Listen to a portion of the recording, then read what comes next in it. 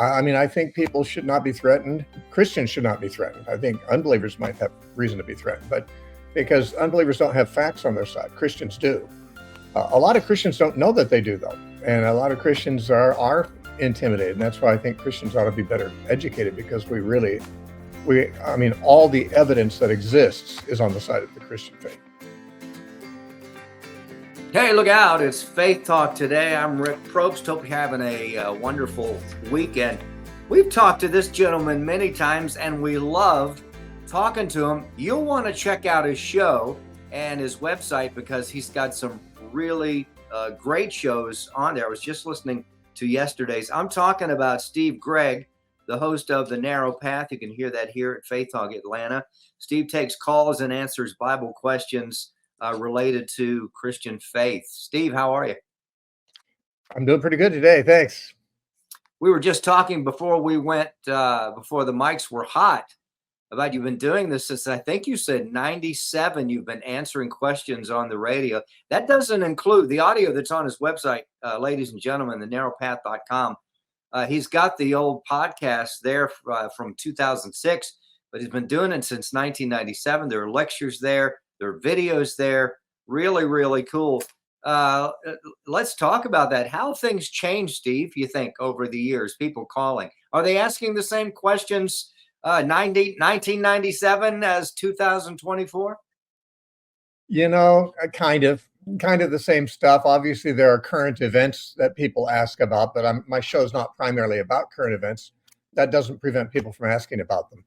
So, I mean, from time to time, we'd hear questions on things that were, happening or in the news at the time. But mostly, from the beginning, the show has been just Bible Q&A. But a lot of people, when they think of the Bible, they think of very little else than Bible prophecy, and therefore they're always curious about how things in the news might be fulfilling Bible prophecy. That's especially been true, of course, since October of last year. But that's been true more or less a lot. I don't actually prefer questions about Bible prophecy, because I have a different view than many people do, and I don't really care it's not my interest in convincing them of my view. I'd rather answer practical questions rather than theoretical ones. By the way, you mentioned that I've been doing this since 1997. I've been doing it daily since 1997. I was actually, for 7 years before that, doing exactly the same kind of show once a week for another guy who had a 2-hour live program, and he had me do it for him Monday so he'd have a long weekend. So for about 7 years, I had 2 hours on Mondays doing exactly what I do now daily. I've been doing this daily for 27 years. So you obviously enjoy it, because one, you've been doing it for so long, and to listen to you, you just enjoy it. And for those that are watching and listening, Steve just doesn't throw things together and say, "Hey, I wonder what I'm going to do today." There's a lot of planning, and the books behind there. I was thinking about today how many books you've probably read, studied over the years. I'm sure the number, you can't quantify the number probably, but it takes a lot to get where you are, and you're still a student of the Word, aren't you? Well, yeah, actually, I started in the ministry in 1970. And in those days, I was so poor, I didn't have any books except my Bible and a concordance. But I studied it all the time for years. Eventually, in 1983, I was able to start a Bible school in Oregon, and a donation allowed us to buy a bunch of books for our library. So I finally had some other books to use. But most of my learning, frankly, for the first 10 years of my ministry, was from the Bible itself, which is why all the answers I give are, from the Bible itself. I'll allude to what other books and people have said, and church fathers and so forth. You can see behind me there in the top shelf, that large set of books. That's the set of the church fathers. I haven't read all those. I would like to. I will never get around to it. I have read literally hundreds, if not thousands, of books. Yeah. But I have even more than that on my shelf. A lot of the books on my shelf are reference books, not the kind of books you read through, but the kind of books you look up stuff in. Steve Gregg with us, the host of The Narrow Path. And of course, Steve takes calls and answers Bible questions related to the Christian faith. And as he mentioned, probably a number of the calls lately about the war in Israel, the what's going on with Gaza there. Yesterday's show, you talked about I didn't get to finish the show, but it was original sin. You went to Revelation, talk about feasts, and it's just fascinating because I think that we've heard a lot of this, but I think it makes us think. I think when people ask questions, and I appreciate your candidness. In fact, you were talking about there. I think with the feasts, you gave 3 kind of answers that could be the answer to this gentleman's question, and you weren't really sure at some point that you were 100% on the third, which I thought was really cool that you would say that. Otherwise, I mean, I could say, yeah, I know it all, and this is the way it is. But we appreciate your candidness, but you definitely know the word, and you answer just a wide range of questions. What's your favorite question? You think that if every day that question could be asked, what would that question be, Steve? That is a hard one because it's like I ran a Bible school for 16 years where I taught through the whole Bible verse by verse each year. And therefore, I'm familiar with all the stuff. I don't have it memorized, but I'm familiar with all the questions and many of the answers to things. I'm also aware of the fact that lots of questions people have cannot be answered definitively with the amount of information the Bible gives us. And that's why, for example, I'll say, well, there's this view, there's this view, there's this view, and I'm not sure which one is right. I have to say that about a lot of things.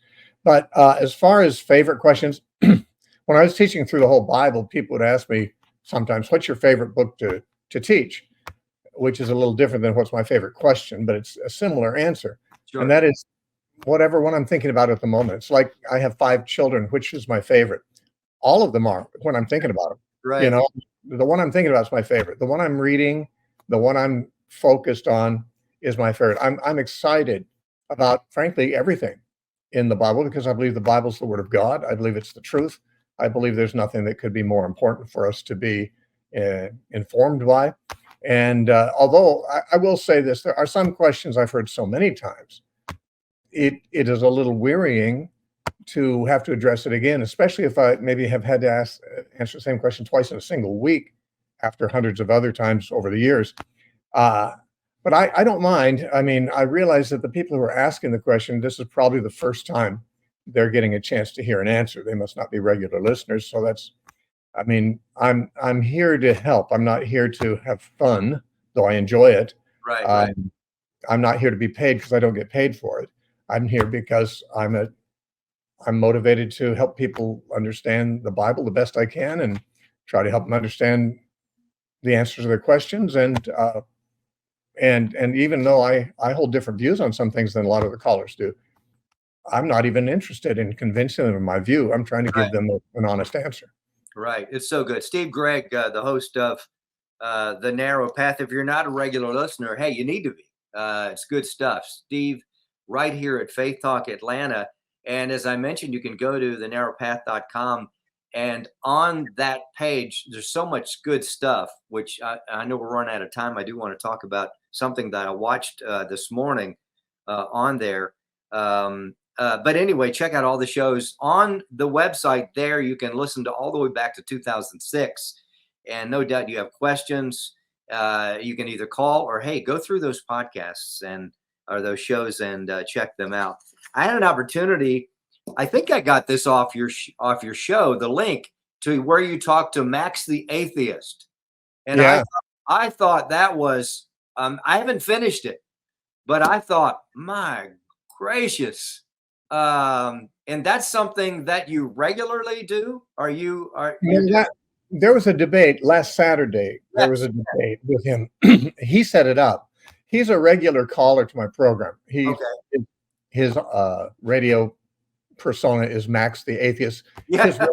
His real name isn't Max. It's a stage name, but he's a sincere atheist. Formerly a Christian. His father, I think, was a Baptist pastor, which is kind of sad that he's gone the way of the atheist. But yes, I've dealt with him many times on the air.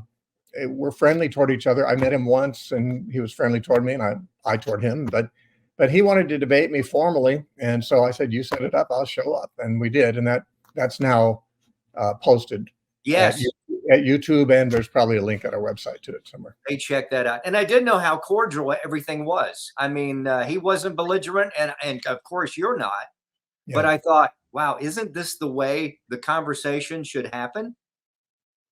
I think so. I mean, I think people should not be threatened. Christians should not be threatened. I think unbelievers might have reason to be threatened, but because unbelievers don't have facts on their side, Christians do. A lot of Christians don't know that they do, though, and a lot of Christians are intimidated. And that's why I think Christians ought to be better educated, because I mean, all the evidence that exists is on the side of the Christian faith. So good. We love your show. Steve, thank you so much for all the sacrifices you've made over the years. Thank you for doing what you're doing, and you'll continue to do that. You can hear The Narrow Path here at Faith Talk Atlanta, 5 p.m. Monday through Friday. It is a call-in show, so if you want to do that, you certainly can. Check out the archives at thenarrowpath.com. Steve, we got to go. Thank you. We look forward to talking to you again. Blessings to you. It's great talking to you again. Always good talking with you. Hey, I hope you enjoy the show. I know you do, because you tell us, and we appreciate that. Thank you so much. You can listen to this show again on our podcast. Go to faithtalkatlanta.com, as well as all the amazing guests that we've had on the show. Until next week, I'm Rick Probst. We'll see you. Bye-bye.